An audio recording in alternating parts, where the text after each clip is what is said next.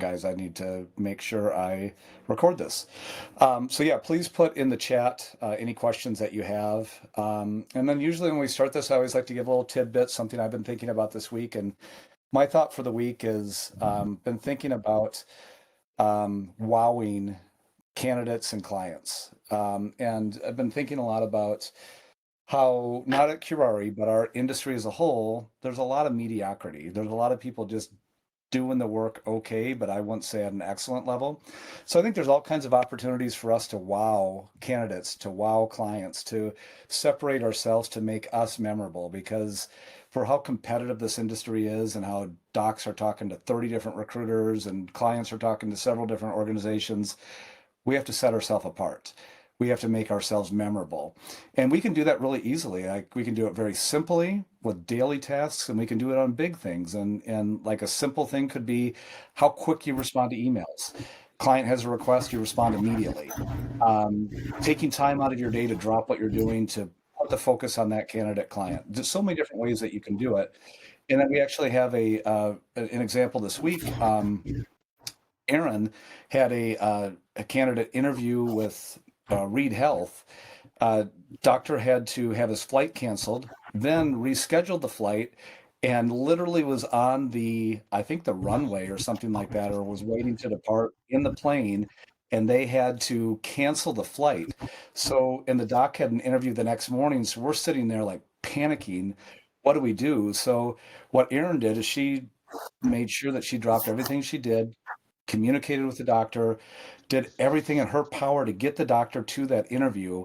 And me in the same mold, I made sure I talked to the client. The client was awesome because they were communicating with us 10, 11 o'clock at night. Told my wife, say, hey, I'm gonna have to focus on this. And with all the focus and attention that Aaron gave to the situation, the doc was there about 2 or 3 hours late, because then he got to to get his rental car and was stuck in line. So doc ended up showing up late, but because we kept in touch with the client was fully aware. They adjusted the schedule. Good interview happened, but none of that would have happened if Erin didn't go above and beyond and do everything she could to get the doctor there and be very communicative with the doctor. So that's something where she went above and beyond. She wowed the candidate based on our communication with the client. I think we set ourselves apart with the client to put us in their eyes as the number one, and for how great Reed was to work with and to accommodate the schedule and communicate with me at 11 o'clock at night. They're, for Curari, one of the top of the heap, one of our better clients. So thank you so much for your help too. That was a good learning experience for me about like someone peel me off the ceiling, like panicking. So thank you so much. It was I appreciate you. Yeah, so I just wanted to say, do everything in your power to wow someone, to make yourself memorable, to stand out, and it will pay dividends. So without further ado, I'm going to hand this over to our leader, one of the most knowledgeable, one of the most talented, if not the most knowledgeable and talented recruiter in the country. So excited to see him bring the energy and knowledge that he's going to bring. So without further ado, Jerry, take it over. Well, thanks for that very kind introduction, especially coming from you, Jeremiah, who I usually tout as the most productive recruiter in the whole country. So I really appreciate that introduction. We're going to jump right in. It looks like we got a couple questions in the chat. Peter Lee's going to start things out. Peter Lee, welcome back. This guy, I don't know what to say about Peter's dedication. He's on PTO today, and here he is working at Curari on PTO and coming to the round table when he's actually not even supposed to be here. He's recovering from vacation. Welcome back, Peter, and congrats on collecting that fee when you were gone. One of my favorite things about Curari is that you could place physicians and be productive while you're on vacation. Most of the time, ideally, it's from work you're not doing while you're on vacation, but sometimes you get that little extra boost where you collect a big check or get to send an invoice while you're out celebrating a good time on PTO. And Peter didn't make a placement yet. He almost did. He might, but he did collect a $50,000 bonus check, of which I think he gets $15,000 off the top of, and that's his second one of the year. I bought more expensive souvenirs. And I strongly advised against that, but You house did. bells, you guys do what you want with your money. That's for sure. I strongly encourage that. So, what situations have you experienced in which you had to throw an in-house recruiter under the bus and strategies to maintain a good working relationship with them?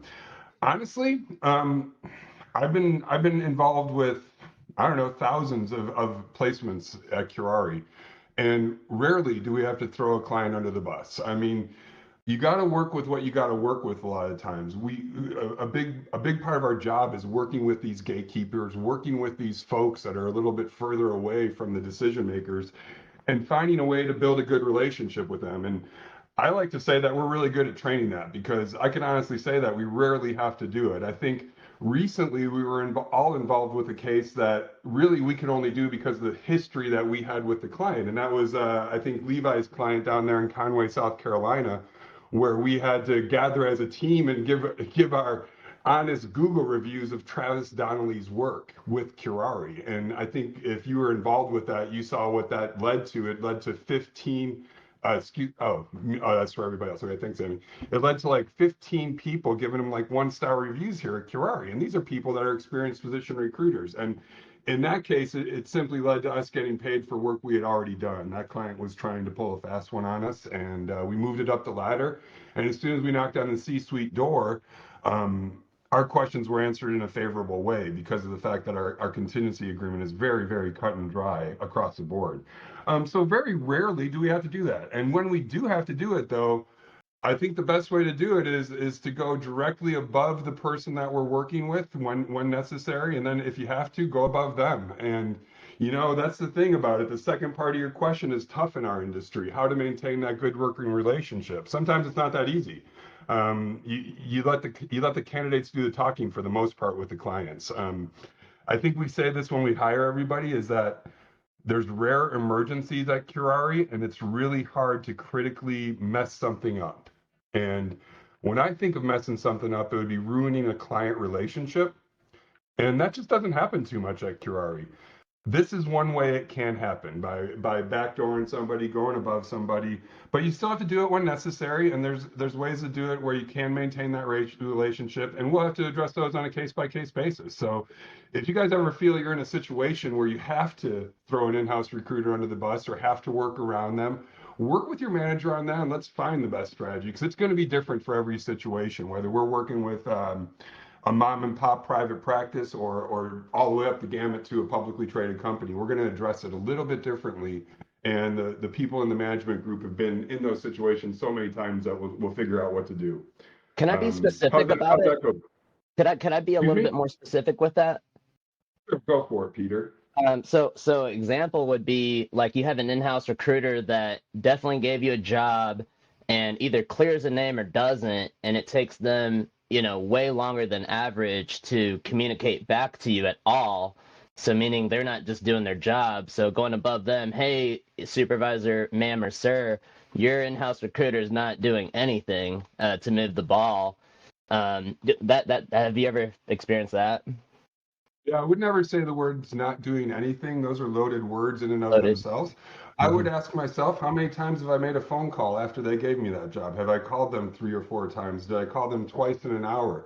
If I've done all that and I'm still not getting in touch with them, I'm going to leave a pretty pointed message where I say, are we really being serious about this recruitment effort? If that doesn't work, I'm going to call above them, and I'm going to be really super passive aggressive and say something like, is Dave on vacation? I've tried to call Dave 6 or 7 times this week. I've emailed him with 2 candidates. I'm just not hearing back from Dave. And candidate Z wants to talk to Dave this week. If not Dave, one of the decision makers. They're ready to interview next week. It's the best thing about our job is that we're just the middle people. So we have 2 other people, the players, the main players in every process that we do. We get to push each of these things that we want to create urgency for, whatever it might be, off on one another. It's not us. It's Dr. Smoke that needs to talk to Dr. Bick today, or Dr. Smoke's going to take another job. So we're not the ones that need you to call right now. It's our doctor that needs it to happen. So on and so forth. You could use that both ways, Peter. Love it. Thank you. Does that help? Big time. All right. Jeremiah, are we going right from the chat here? Why don't we maybe flip flop? Go one from the chat, one from What do you the got? ones that were sent to me. Does that sound good to you? Yeah, or live from the audience. What do you got? Well, one of the questions that was submitted to me was, what are all the ways recruiters can make money here at Curari besides making placements? Well, we make placements. That's how we make money. We make placements. We But place I positions. mean, And I think what they so might we be place asking, positions. What we do is we split revenue. And that might be a revenue splitting question. You I could you think could what they write a might be job. asking, I think they might be asking, Jerry, aside from just the regular placement fee, what are other ways that maybe could boost the revenue created besides just our normal contingency placement fee? Besides our normal contingency placement fee, the addition would simply be our bonus opportunities in that case. We stay in our lane. We recruit physicians and get paid for finding physicians jobs. There's two types of jobs that we find them. We find them a permanent opportunity, of which we've placed 181 physicians this year, into permanent roles on a contingency basis, every single one of them.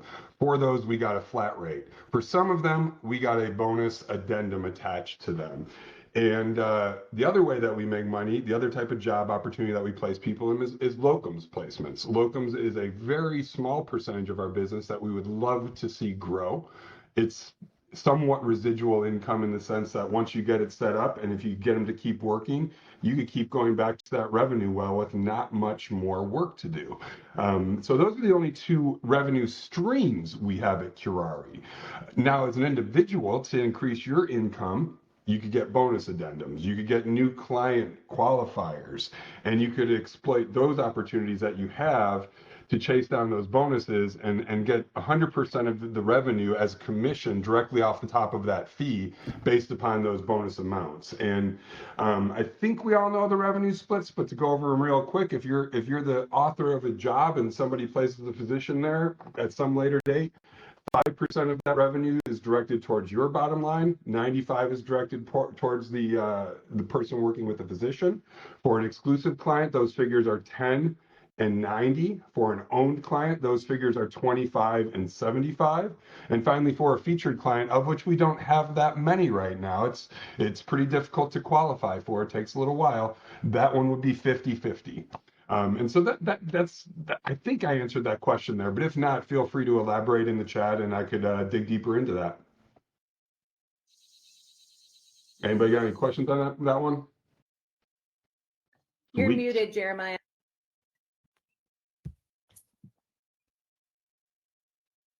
In the chat, Levi was asking, knowing what you know now, what advice would you give yourself when you first started recruiting, and what were some pitfalls you fell into early on? Don't miss your kids' soccer games for this job. Take the time out to spend the time with your family, to enjoy yourself, to make yourself a better person outside of work. This job is a job that is available to do whenever you want, around the clock. And it's something that you could embrace in an entrepreneurial spirited sort of way that I don't think is available in too many other jobs. You could do this job in 40 hours a week really very, very effectively. I would say just don't take yourself too seriously here. One of my acronyms there, which I don't think we'll get to all of them, and this one's pretty far down the list, is CYE. Could anybody guess what CYE stands for in the acronym that was sent out, acronym list? Anybody? Anybody? That means check your ego. We are one of three players in the game, but we are the least important player, but yet we're the most important player. It's like I'm going to order a Dos Equis because I am the most important person in this room, but at the same point, I got to be like an Uber driver and behave how my people want me to behave on every single process. If they need me to hold their hand from A to Z in the process, I'll do that. But if they're going to allow me to jump from A to P to Z, I'm going to push for that every single time. I don't need to be involved with every single aspect of every single deal. People are working for us every phase of the game. And when I say people, It's the processes that you've started, that you got to get going, that you got in the air, the fire that you started. They're going to do the work for you if the fire's burning at all and burning with any sort of enthusiasm. So that's I think one of my biggest pieces of advice. Spread yourself out. Have fun. Be loosey goosey. Don't be uptight about this job because you're going to fail so much. If you get uptight about this job and think you need to be involved with every process, every step of the way, what kind of food do you order? Do you eat pork, sir? I've read that some people in your religion don't even eat pork. Could I make sure they don't? Who cares? Let them deal with that, right? Unless it comes up and you have to address it, don't sweat the small stuff in this job. Spread yourself out, make as many connections as possible in as little time as possible, and then go for it. Follow up on what's going to get you to the finish line. And there's a lot of things that could get you there. So realize that this isn't a job for closers. This is a job for starters. This is a job for creators. You're going to get the closings. They're going to come naturally because you're not going to have to do anything for some of them. When you set it up good and you get it going right on the front end, people are going to do the work for you. And so that would be one of my biggest pieces of early advice to people, Levi, is like, just chill a bit, man. Get stuff going and let it organically go and burn bright. And you just check in on it every once in a while at key points in the process. And we do our best to try to train you on when those key points in the process are, and you've got to organically be able to jump in and or be prepared to pivot at any given time based upon the information that you're receiving. So again, it's like chill out, be ready to be reactive, but at the same time, be proactive as much as possible, because then you have more stuff to react to. And honestly, you guys, I've always been the type of person where if you keep me busy, my workday goes by really quick. There's nothing different about this job. If you're slinging deals all day, you're looking up at the clock and it's like 6 o'clock, 5 o'clock, and you're realizing, holy cow, I got like 8 more deals I could do right now. And I might not get to them today. You know what? Know what's great about that? You go hang out with your family, go party, do whatever you want. Maybe even go do it later that night or do it the next morning, because there's no emergencies in physician recruiting. Get that name cleared, get your stake claimed, and let's move on and stake some more claims, you know? So again, spread yourself thin, loosen up, have fun. Have fun. Jerry, I've Anything got a else? quick suggestion as well Yeah, go for it. on that. I would say try to have as short a memory as possible when it comes to the things that do not go your way. Right? Don't get hung up on the deals that fell through. Don't get hung up on the what ifs or could have beens. I've had people say to me, I was going to place that doc when they haven't even sent the CV yet somewhere. So the point is focus on what is within your control.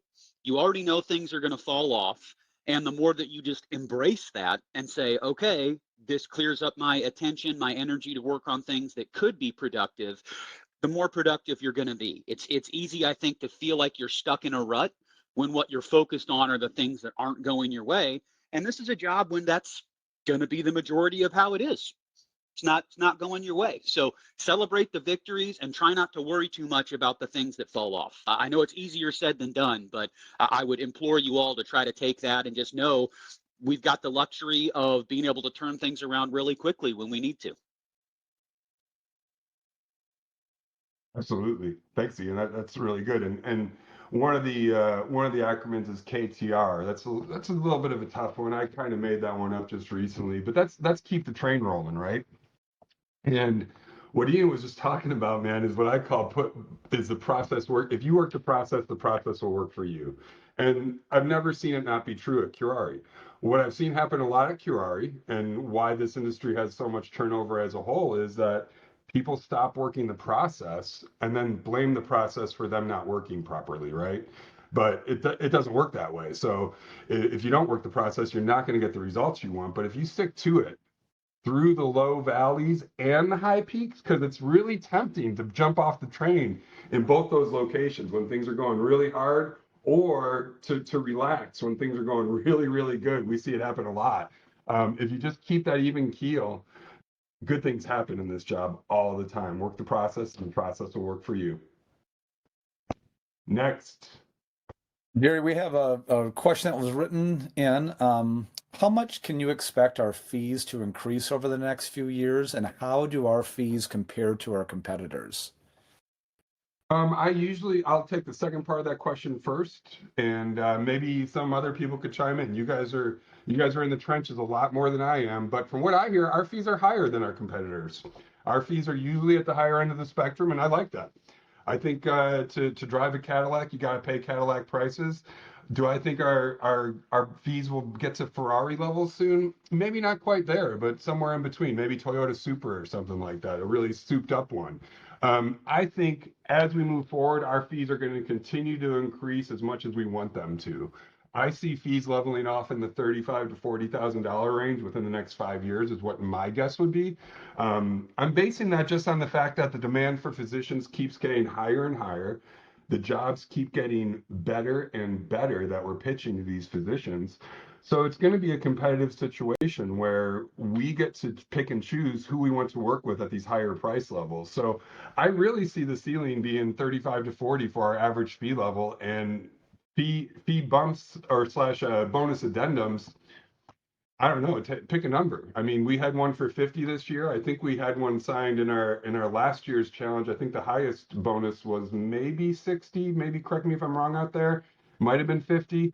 But either way, there's this week we've had a 20 and a 30 signed, if I'm not mistaken. So I think fees are generally speaking ready for the taking. I'll say this: we're doing some study on our commission structure, and we had a 20% fee increase in the last 3.5 years, since 2000 this time 2022. So fees have gone up pretty dramatically in the last 3 years.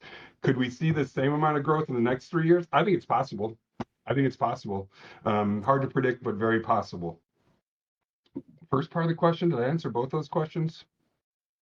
Uh, yeah, I think you covered both of them. Does anyone have any questions for Jerry on or comments on that? But I think you covered it, Jerry. Great, great. I'll jump into this. Um, Chat one, Jeremiah. What is your talk from yes, Brittany? absolutely. What is your talk track when you have a lot of jobs you want to pitch to a candidate but don't want to overwhelm them? Brittany, are you kind of referring to the candidates that are open, like an open candidate? I'm open. I'll go anywhere. Yeah, I'm kind of saying like when someone is like, "Oh, I'm open to like a bunch of different locations," and they're just like very, very open, and there's like tons of different jobs in the system. So you're like, okay, like how do I just tell them every single one, or do I just say like, okay, just like give me your locations and then we'll submit you over there, or like I was just curious what your track is like with that. Here's a couple different tracks that I would use in that approach. First off, I never believe a physician that says that they're open to anything, you know. Yeah. I really try to get to the LMLs, the location, money, lifestyle, with a candidate like that. Like which of those three? It's obviously not location in that point, right, sir? Ma'am, it's not location. It's something else. It's money or lifestyle. Generally, it's money. So try to get a combination of the money and the lifestyle. Maybe they have hobbies they like to do. Maybe they have population centers they want to get to, what have you. One thing that I do right away though is try to throw out the locations. Like, who wants? No offense, Jeremiah, but who wants to go to the Upper Midwest, right? Like, I mean, the real Upper Midwest, the North Dakotas, the South Dakotas. Who wants to Yeah. go to the Upper Northeast? Who wants to go to Louisiana, Alabama? There's states that you could rule out, generally speaking, that are usually on your list of states that are less desirable places to live and or just very low in population. Since I've been here for the whole time I've been here, and the whole time Whitty's been here too, the whole time our company's been in existence, we've never made a dime in Hawaii and have made less than $2,000 in Alaska. So no physicians we work with want to go to those states. Rule those two out right away as a Curari consultant. So now you're left with only 48 plus DC. DC, we don't make any money, and now you're down to 48 states.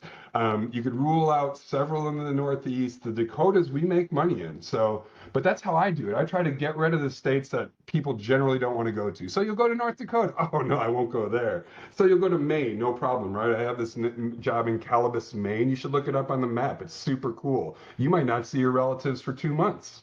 And then they say no. And then you keep going down that list, but based on location, because out of the LML pyramid, the only thing you can't change is location, right? That's a non-negotiable. You can't change that location. The money, always negotiable, most highly negotiable thing there is. Lifestyle, even that's negotiable to an extent, especially if we're talking job lifestyle, right? So those two you could play with a lot more, and those two are the ones that I use many times as recruiting days. Were my porcupine closings, you know, like how I'd explore opportunities with physicians is through the M and the L, you know, the money and the lifestyle situations, because locations people tend to be a little bit more rigid on. But to go anywhere, you got to get somebody to talk to them. That's what I like to do is first weed out that list to where they'll really go, because what you don't want to do is take that swing with your first pitch and you send them to North Dakota when they tell you, I'll go anywhere, Jerry. And next thing you know, they get her on the phone and she's like, I want to go to North Dakota. No way, it's too cold. And so you look kind of silly, right? And you kind of wasted the candidate's time. And you know what? Even though the candidate just told you, I'll go anywhere, they're going to blame you for wasting their time with that South Dakota call. We know they are, right? Not, even though it's not your fault, but they're going to look for somebody to blame for that wasted 2 minutes of their life, maybe 3 minutes. And the client, they, you know, rightfully so. You didn't really waste their time. That's just like a fall on the sword thing. It happens all the time. All good clients know that candidates change their minds all the time. So that's no big deal. However, you swung and missed on your first big opportunity. So that's why you got to take that one step to weed down those open candidates, at least some micro steps, as many micro steps as they allow on that first initial contact, and then go out swinging. Like once you get that list nailed down, and then you truly feel good about the why that you're going to put in the name clearing email. Why are you introducing this candidate? Because I spoke to them about your opportunity and they're interested because of blah blah blah, and you're sending that out. Then it's a race to get them on the phone with somebody, and then from that contact you use the information gathered to kind of dictate where else you're going to be open to sending them. Ideally, Brittany, I like to turn an open candidate, somebody that will go anywhere, into a candidate that will go to anywhere I send them. So instead of asking what I could do for them in some cases, I ask what they could do for me. Like with that open candidate, do you have a client within their parameters that you know is calling candidates right away? If so, get them over to that candidate, or get them over to that client rather, and let's get them on the phone together. Because you know what we're going to do? We're going to take up phone time with that candidate, and we're going to build candidate loyalty. And when you have those candidates that will go anywhere, that candidate loyalty goes a long way. Did Okay. that answer the And what question? if it's like, let's say you kind of like, what if, okay, like let's say you narrowed down everything, like their locations, and we like it's a specialty where we have a lot of jobs for them. So let's say there's like 7, 8 jobs like that match what they're looking for. Are you going over every single job with them, or are you only going over like a few of those and then kind of just setting the name clearance for the rest anyway, and then letting them know like after the fact? I, uh, I, as a recruiter, I had my success in the after the fact area. Okay. I despised getting in the weeds with individual jobs with physicians. I would try to pick one or Mhm. two best during those search parameters. Like you might have to prep before your phone call, and then you prep and pick your one or two best. And know what you want to do? You want to sound like the most knowledgeable person ever on those one or two. That's all you got to do. Mile wide and an inch deep, right? So you want to sound like an Mhm. expert on just one or two, and then you want to be able to transition the conversation at some point. For me, I ached to make this point as soon as possible because time kills deals, and so I just aimed to take care of this as soon as possible. It's like, oh, you know, Dr. Kraut, I've got. It's been great speaking with you. And I've got an excellent idea of what you're looking for in this search. Let me go out and start finding it for you. I'm going to call you as Mhm. soon as I have some of your things going, and I'll get your CV into this job that we talked about, and I'll start looking for some others that seem similar, and then hopefully they say yes to them. And if you do, I use that as my ticket to be the captain of their search ship. I do whatever I want at that point, as long as I'm not going to waste their time. But then I end up placed in a position where they didn't know their CV was sent until I told them. And that happened to me. I would say 80% of my placements, career placements, came in that area where I did a good interview. I parameter shopped based on that good interview and not wasting my time, their time, or the client's time. And they did not know their CV was sent when it got sent. And then they ended up taking that job because of those conversations that we had right there, Brittany. Right. Okay. Yeah, that But no, I answers my really, question. Thank you. and it was funny when we started this job. Witty's not here, but Dave Bick might remember this. Ian might I'm here. remember this. A few other old. Oh, you are there, Dave? I didn't see. I'm I'm sorry. here. Um, we used to do this thing where the jobs, we used to print them up on paper, you guys. And so we would go into these phone calls and we would be like, yeah, this job's great. This job's great. And then we'd pull up this one and be like, oh, we would just crumble it up and we'd really like put it right there in the microphone and make it really loud and dramatic and then throw it on the ground and be like, oh, that one's not for you. That was a horrible job. And so like, give them some bones where you're throwing some away, and just keep building the trust between you and the physician and then make things happen. And then it's like putty in your hands. Do you remember that, Dave? Yeah. I was going to say, Jerry, just to add to that, one way is I always find out like what's their three most important things in a job. And if you can either fit a job into those three things, they'll be happy to talk to them. Or if they don't, you can do what Jerry was just saying and be like, oh, this job doesn't have this or this. And so that's not going to be a good job for you. And then if you can whittle it down to, because they'll throw a gazillion things at you, but only a couple of them are really going to be important to them in terms of what they actually take the job based on. And it's usually some sort of version of lifestyle, money, and location, right? And so, they may say, well, I'll go anywhere if, and so maybe that if is, $100,000 more than what anybody else is offering. In which case you can go back at them and see like, well, I know, hey, there's this place in South Dakota and they're paying $100,000 more than anybody. You still interested? So you can really kind of weed out and bring them in based on just having kind of a good idea of what their if is. I'll add one more thing here because I think it's really relevant to something that Jerry mentioned about wanting to sound like an expert with candidates, wanting to sound confident in the information that you are providing. We all have used the database long enough to know and worked with enough clients to know that we're going to have varying levels of detail on a job. Okay. Sometimes we might have the barest of bones description, right? Competitive salary, benefits, we've got the location. All right. So if you're in a situation where you're thinking to yourself, well, I need to go over each and every one of these jobs to make sure that they're interested, what's going to end up happening is you're going to get trapped. They're going to begin asking you questions that you don't have answers to. It's going to happen over and over again. And it won't take long before they're like, well, what can you tell me? Are you an expert in anything? Do you know anything about any of these jobs? Right? So avoid that. Don't allow yourself to get into that position. Use a strategy like Jerry said of saying, Doc, I think I've got a really good understanding of what you're looking for and the type of job you're going to be interested in. Paraphrase back to them some of the things that they've said to you, and they'll be like, oh, wow, you take good notes. You're like, yeah, I do. Then you say to them, I'm just going to jump into our database because I have a whole bunch of jobs, and I know not all of those are going to be appropriate for you, but I'm going to go and handpick the best ones based on the details you've provided.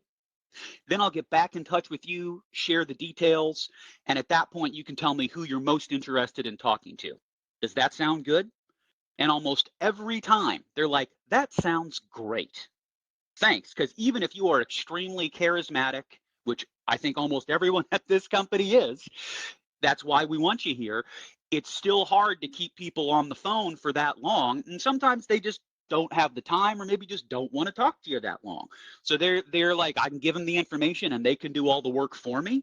Yes, that makes your job easier because, again, you're not getting trapped in a situation where you aren't able to provide answers that they want. So I think that's a really good thing to keep in mind when you're reviewing jobs. If they are pushing you, pick one or two of the jobs that you have details for that you can give them something to sink their teeth into, and then go back to, well, I don't want to keep you on the phone this whole time. I've got a good understanding of what you're looking for. Let me run down the list and I'll get back with you soon.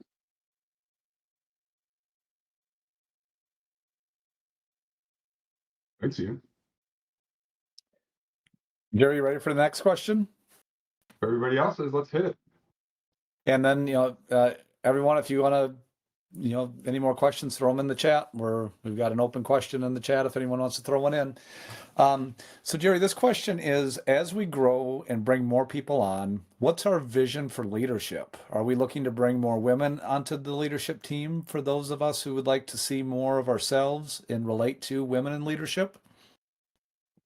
Good question, and I think the answer would absolutely be yes. We're always looking for people to step up into leadership roles as we grow.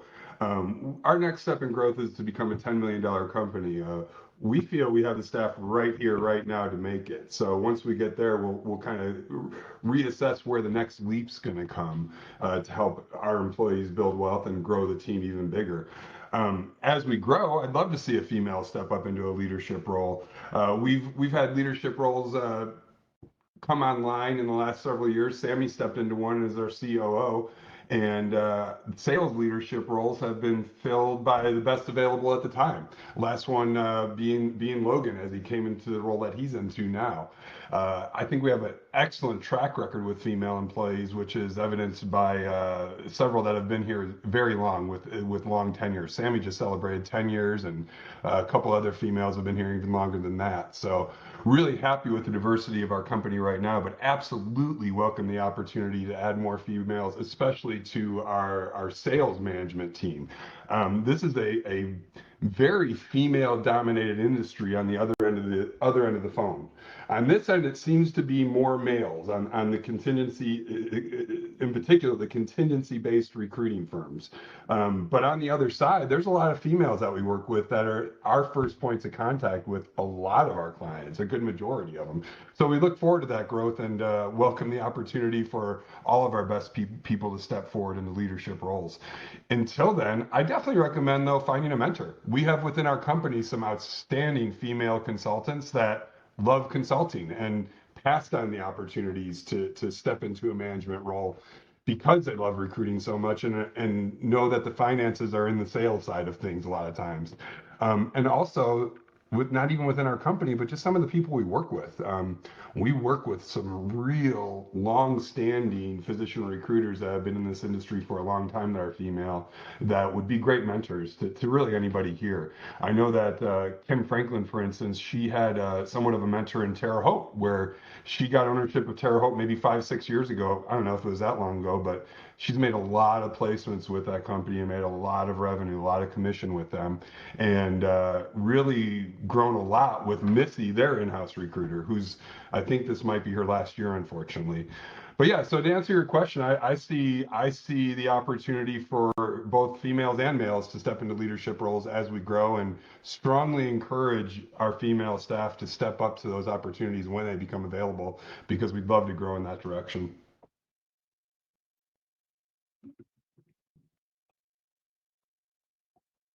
Well, awesome, Jerry. I'll jump into the next question. Thank you for expanding on that. When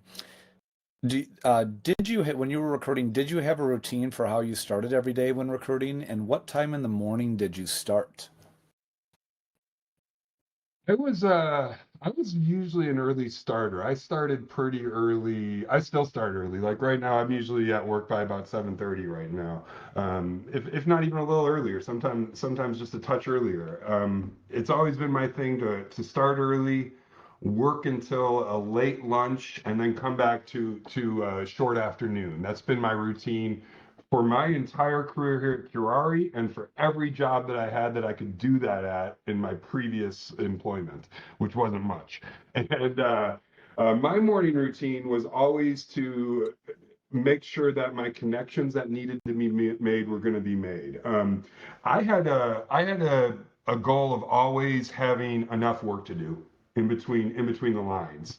The lines being 8 to 5 or whatever, 8 to 7, say, the times that I get a hold of clients. Those were the times that I wanted to make sure that I had enough physician material to make my KPIs. We didn't even call them KPIs back then, but I needed to make my send outs, I needed to make my interviews, and I needed to have that to do every single day. Many times that was the boring phone calls of follow-up. I was a very SOP type of guy. Standard operating procedure for Jerry was to call 3 to 5 times in a row, with that fourth to fifth call being a hard takeaway. And if you don't do those boring call number two to, or even call number one, because a lot of people just send the name clearing email.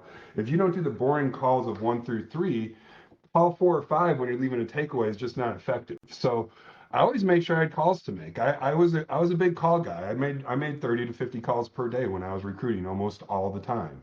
I lined up my money board. Like, do I need to do anything for my money board? And you know what the answer usually was? It's no. You don't. You just have to check in on it every once in a while. You have to mark the next thing that's going to happen and make sure you're there when it's happening to confirm it has happened. In the meantime, you got to make sure the deal's set up, right?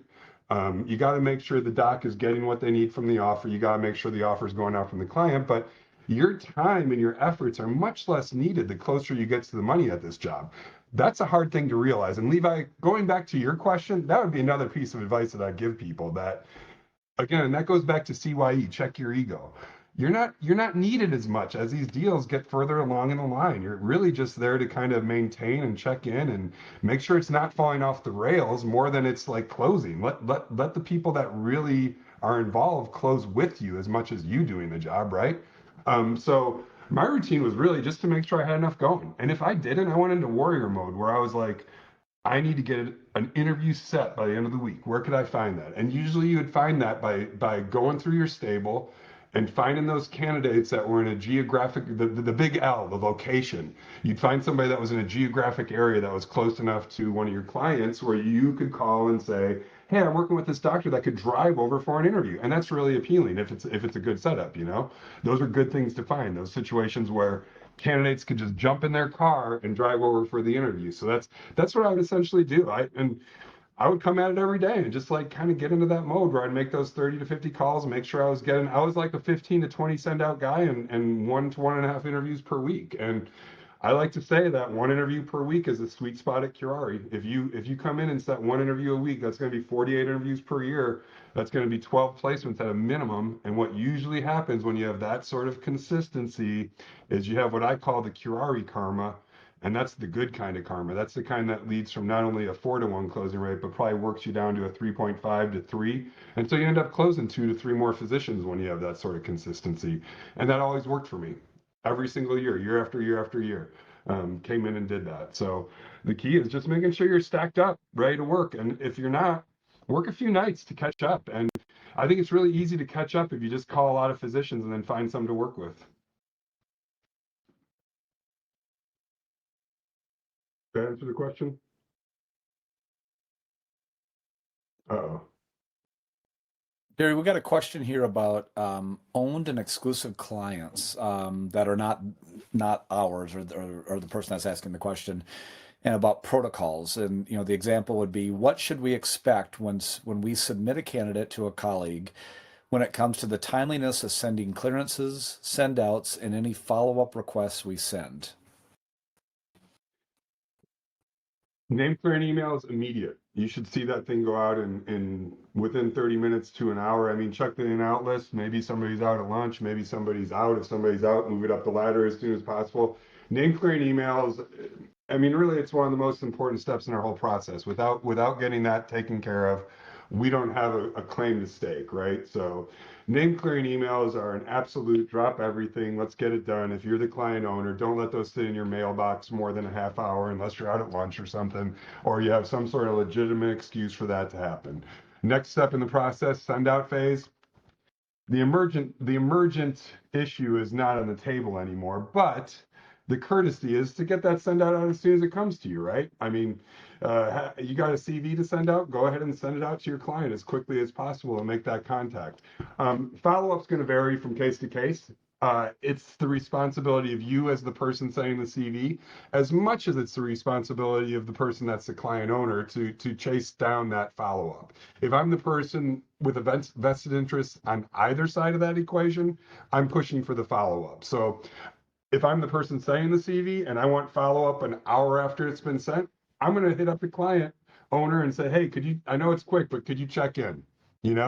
And we should all be on the same page to cut out the amount of time between CV send out and that first phone call, and an interview and an offer and an acceptance of the offer. We all got to be on the same team to make sure that that is the ultimate goal for our clients that we serve and the physicians that we're serving, but mainly the clients that we serve. And so if you send a follow-up, the expectation is that that's going to go out the way you're sending it. Maybe your language is different than the client owner's. If the client owner wants to change it, I want you guys to consult with each other on that, on why a change should be made, or why you're going to change what the person that's working directly with the physician might want to send out. Ideally, you're talking with one another when you have these sort of situations that you might hit a stopper or might need to do something that's outside of the box. But essentially, I want you to follow up as if the client owner is the client. And as the client owner, I want you to follow up as if you're the client. That means if you need to call one of your colleagues' doctors and say, hey, this is Levi calling from Conway Medical Center. We got your CV from Lindsey Brown today. I want to talk to you about the family practice job. If that means that's what you need to do, you have the opportunity to do that as the exclusive point of contact. Maybe you won't need to do it. Maybe you could talk to your other recruiter about that. Maybe they're not available. Whatever it might be, we all want to work together to fill these roles in the most timely basis possible. We don't want to gatekeep. Again, that goes back to CYE. Let these people make the decisions for you, right? Let's try to make the connection, because ABC, what's that stand for? Always be creating, right? And the most important things to create is the connections and urgency. So let's create the connection and then let the decision makers, who's not us, we don't make the decision. That's the key thing. Let the decision makers make the decisions on whether or not they want to proceed with this candidate or not. Unless it's just way so far out of the box, that's a waste of everybody's time. Which again, that goes back to CYA, cover your apples, where you don't want to waste your clients or your candidates' time. Make sure you feel good about the why you're sending the name clearing email. If you feel good about the why, err on the side of aggression all the time. Apologize later. Do we have another one? Jerry, I have one. Did I Yep, I have answer one final question. Is everyone satisfied with the answer? Or anyone have any follow-up on that before I move on? Okay, cool. Well, this is the last question I have for you, Jerry, today, and and this could be a round table in itself, so maybe just like an example or two, but some of the biggest obstacles that you've encountered when placing a doctor, baggage, etc., and how you've overcome it and still got them placed. Is there a couple of examples that you can provide about docs you placed with tons of baggage or just obstacles and how you did it and still got them placed? Well, I could, we can name Steve Miller, Peter Lee's physician, he's already placed 3 times in the last 3 years, and is just got the fresh check like last month and is already looking for a new job. And he's not even that bad, but I just urge all of you on your free time to look up a physician named Anthony Securo, Securo. Brittany, you're nodding your head like you've had history with Dr. Securo already, which is really funny. I just know his But I just know his name. I think he's like everywhere. Okay, but I'm not going to go too deep into his story because I don't know everybody's personality here. You guys just take a look for Anthony Securo on your own. I'll say last time I saw him, because this guy was such a dirtbag that I actually kind of followed him around and left bad reviews on this guy. The last time I saw him, he was on a GoFundMe page for his own leukemia, and there's no way this guy had leukemia. He's that dirty of a person. And we placed him back in 2008 in an FQHC in Atlanta after he had come either out of jail or out of suspension. And how we overcame that one was the meeting at the intersection of desperation and greed. It's not the best place to be recruiting physicians because you're working with subpar candidates. You're working with clients that are very, very desperate for a physician, and they're willing to hire anybody without due diligence. These are the ones, the desperation and greed. It's an intersection, and there's placements to be made there, believe it or not. Those are the ones that tend to fall through the most, like where you'll get the first half of the fee, and the next thing you know, You're not going to get that second half, or you're going to have to do a refund at some point. So it's a tough place to work, but it is a place to work. It's the swamp, right? So I'll give you a different story, which isn't that bad. It's more of a learning story. And it's when I was a very young recruiter, it's really, I think, my only husband and wife team that I ever placed. And it was an OBGYN pair, and it was at Sikeston, Missouri. These candidates were coming off a termination because the gentleman, Dr. George Metvin, he had punched somebody out at a staff meeting at his previous employer due to the derogatory names that a colleague had called his wife, Patricia Borthwick. They were both OBGYN candidates. And at this stage of the game, I would send their CV everywhere because they were unemployed. And I got them down to Sikeston, got them offers. This was a time in history where there was a big shift in the OB/GYN physician pool where males were no longer wanted by our clients at all for their jobs, and 95% of the jobs wanted females only, but yet the candidate pool was probably still 75% male. George was lucky that he had this wife that didn't work that hard, and George worked his ass off. So between the two of them, you had like almost 1.5 physicians. Long story short, they negotiated their job. They were both very silver spoonish, both osteopathic physicians, very silver spoonish, coming from big money. And long story short, they negotiated their contract about 5 different times. It ended up with about 100K each more, which is a lot of money back then. And during that process, the client said to me like 4 different times, you know, Jerry, if they ask for one more thing, we're going to hang up on this. And long story short, I lost all respect for the in-house recruiter by the end of this recruitment effort because I realized that he had no decision-making power whatsoever. He would have killed this deal like 4 deals ago, but it just kept moving up the ladder. And so what it made me realize that early in my career is that we work with a group of people, and it's a rare thing really, that if you get them a job for somebody, and the somebodies are the somebodies that are paying us, they're going to make money for that person. They're going to go to that place that's hiring them with the money that they're paying us to hire them, and they're going to make money for that individual, for that hospital, for that organization, while they're also doing a great thing for the community, right?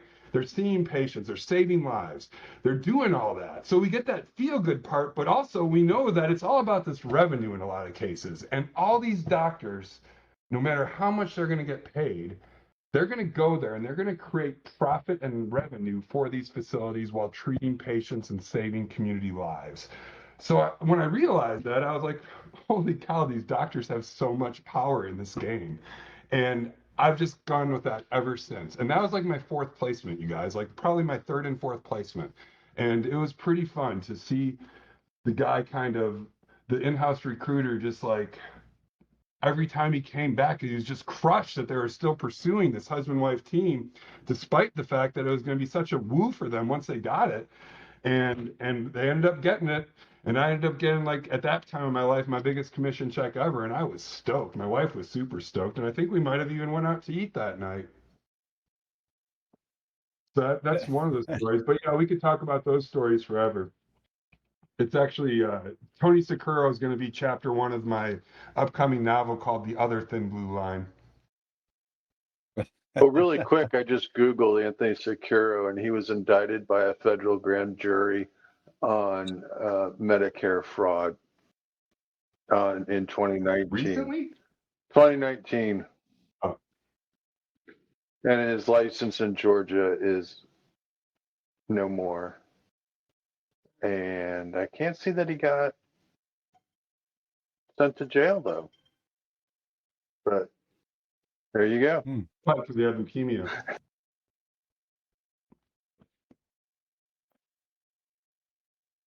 Jerry, do you have any acronyms you didn't hit yet on your sheet that you want to cover? I'll run through them real quick. TKD, time kills deals, #1 rule in physician recruiting. ABCs, it's not always be closing. We know that. It's always be creating. Really what we're trying to do is create connections and urgency. I call it, I really wanted to throw this one out there. I call it the Curari connection circle. That's pretty good, right? The Curari connection circle. Basically, that's when you kind of use one side or the other to get to the one side or the other. Use your clients' information to get candidates. Use your candidates' information to find more clients, you know? Um, Next, TVM, that's an easy one, time value of money. Let the time value of money direct a lot of your fee stuff here. Like the easiest way to get a bonus here at Curari is looking at some old fees from like pre-2021, pre-pandemic, and literally just typing in what's $22,000 in 2017 worth today. Well, the answer is $29,000. What's that $29,000 going to be worth in 5 years if you're signing up a new client? And Mr. and Mrs. Klein, I don't want to have to go through this fee agreement again, but to sign you at 28K today, I'm going to have to re-sign you at like 34K in just 3 more years. Could we just jump to 35K now? Because that's what the 29 will be worth in 5 more years is 35, 36K. Could we just jump to that now? And that way you'll be elevated. Your positions will be elevated amongst our team and everybody's going to target them. So what do you say? So time value of money, that's an easy one. MOC, my opportunity cost. Know what you're working with and what you're working for. We make most of our money with people that need our help, not people that have the most shiny jobs and biggest shiny objects and the biggest job inventory. Team Health employs the most physicians in the world, and we place 1 or 2 physicians with them a year. We have zero input after sending the CV. Community Health System, publicly traded organization, they're our best corporate client, and we place like 2 or 3 docs a year with them. Mom and pop hospital down in San Angelo, Texas. I think we've already placed 5 docs for 150K this year. Archwell, I think we've placed 10 docs this year. So these small companies that need our help, those are the ones that you should be spending your opportunity with.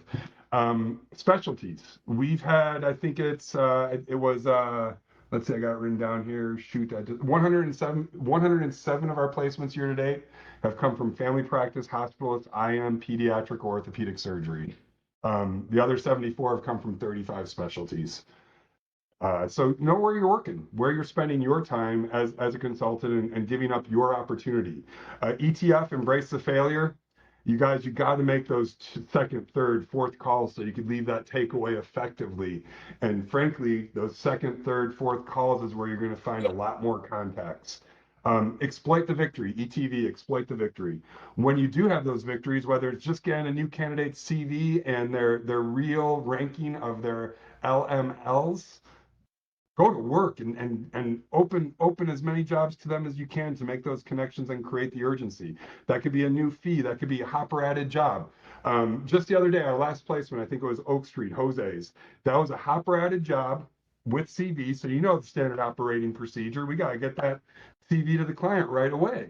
Well, he took it one step further and he had a job that looked exactly like the job that the candidate sent their CV on, and he sent to that job too. That's where the physician placed. I'd be damned if Jose even talked to that candidate. I bet you it was a non-talking placement Curari machine, right?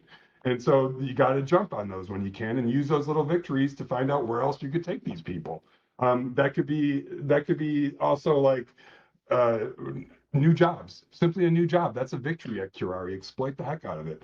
KTR, keep the train rolling.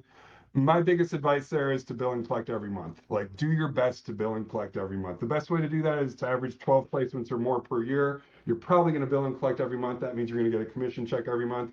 If you're only doing 6 placements a month, you got to time those placements out really darn well to make sure you're getting a commission check every month, you know? So shoot for 12 and build some wealth here. 12 placements a year, 12 to 13 placements a year, that's 150 to 167K on your WK.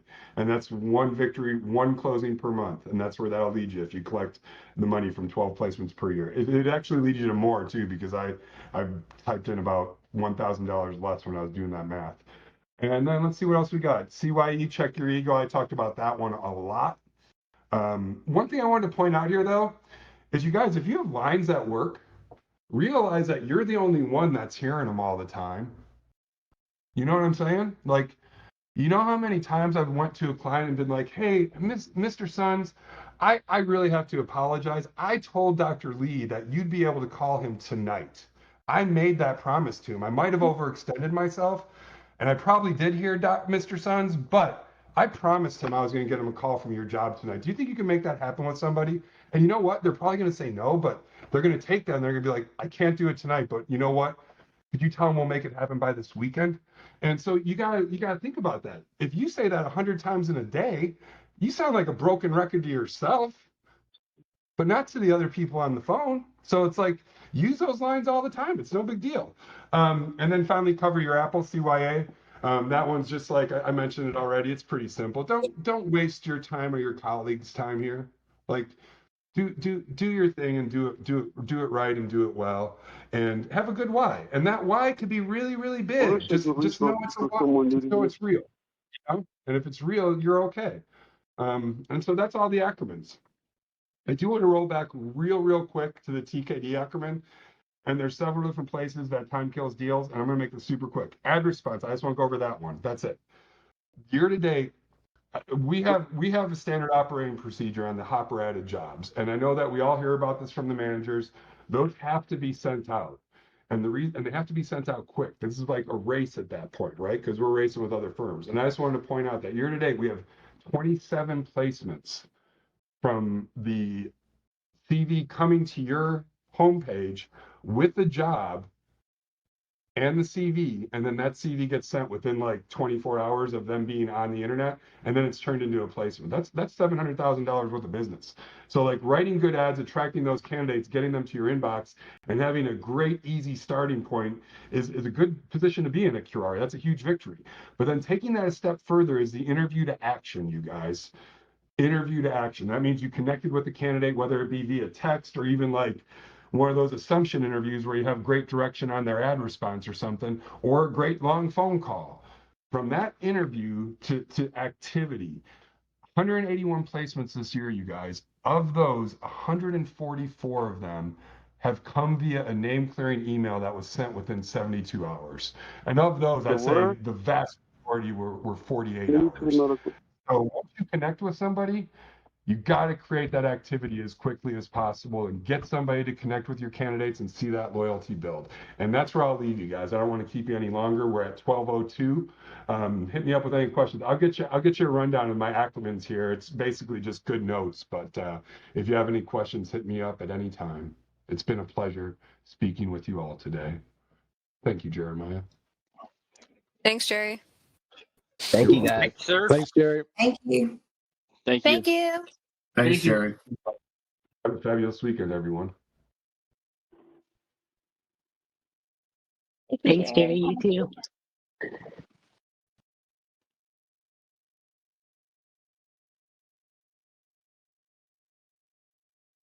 Hey, Jeremiah, you there? You're muted, Jeremiah. Oh, that's why no one will stop it. I was trying to get everyone to. Oh shit! I didn't see you talking until just now. I was looking at my cell, checking messages. You were trying to get a message out to while everyone was on still. Yeah, but that's all right. I'll send an email out to everyone. Yeah, what's going on, Terry?